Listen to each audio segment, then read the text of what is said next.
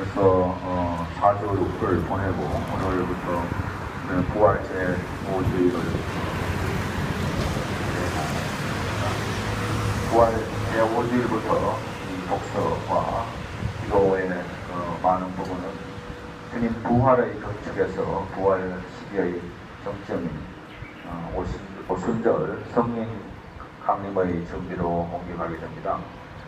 그래서 오늘 두 개의 독서권 무렵에서는 성령의 역할에 관해서 이야기를 합니다. 오늘 독서에서는 성령께서 사람들을 경영하는 역할을 한다고 합니다. 경영은 잘하고 있는 사람을 그 잘하도록 용기나 힘을 북돋아주는 것을 말합니다. 우리 삶에서 우리가 격려를 할 때나 격려를 받을 때는 성령께서 개입하신다는 사실을 알 필요가 있습니다.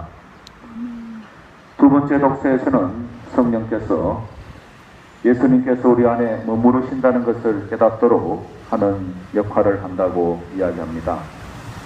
우리 보통 사람들은 예수님께서 우리 안에 머무르신다는 것을 잊고 지냅니다.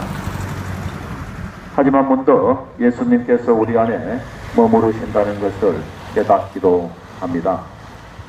그때는 성령께서 역할을 하는 것입니다. 오늘 복음에서는 최후의 만찬에서 예수님께서 말씀하신 이야기가 나옵니다.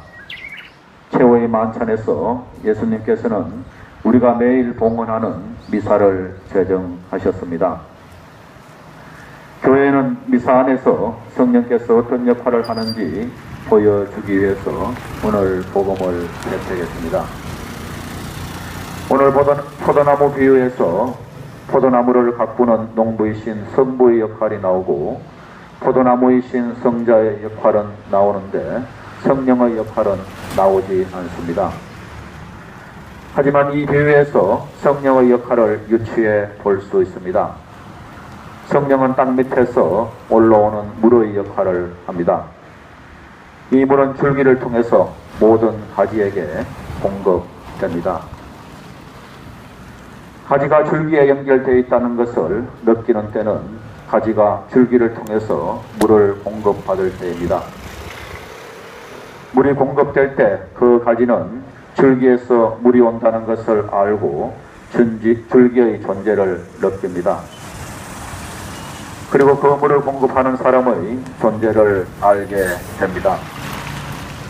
다시 말하면 포도나무 줄기이신 예수님의 존재를 알게 되는 것은 그 존재를 알려주는 땅에서 올라오는 물의 역할을 하는 성령 때문에 가능합니다. 그래서 미사 안에서 매일 예수님께서 죽으시고 부활하신다는 것을 우리가 깨닫고 예수님의 현존을 알 때 그것은 성령의 역할임을 알 필요가 있습니다. 세상에는 포도나무 줄기에서 의도적으로 떨어져 나가려는 가지들이 많습니다.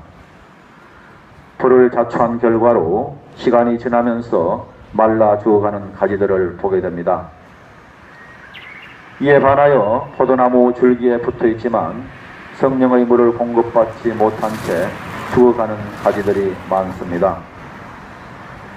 인간적인 눈으로 보면 많은 열매를 맺고 있는 것처럼 보이지만 시간이 지나면 죽은 가지로 속이 빈 열매라는 것이 드러납니다. 우리나라 대부분의 위정자들이 이 그룹에 속한다는 생각이 듭니다. 오늘 복음에서 예수님께서는 제자들에게 너희는 내가 너희에게 한 말로 이미 깨끗하게 되었다라고 하십니다.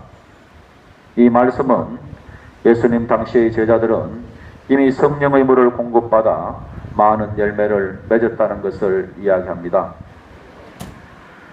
우리와 같은 동시대를 살아가는 사람들 중에서도 이런 열매를 맺는 사람들을 보기도 합니다. 우리도 성령의 도움으로 우리가 예수님이라는 줄기에 붙어있는 가지라고 인식하고 많은 열매를 맺어가고 있다는 것을 깨닫도록 합시다. 그리고 그 성령이라는 물을 공급하시는 농부이신 하나님 아버지께 감사를 드리도록 합시다. 아멘.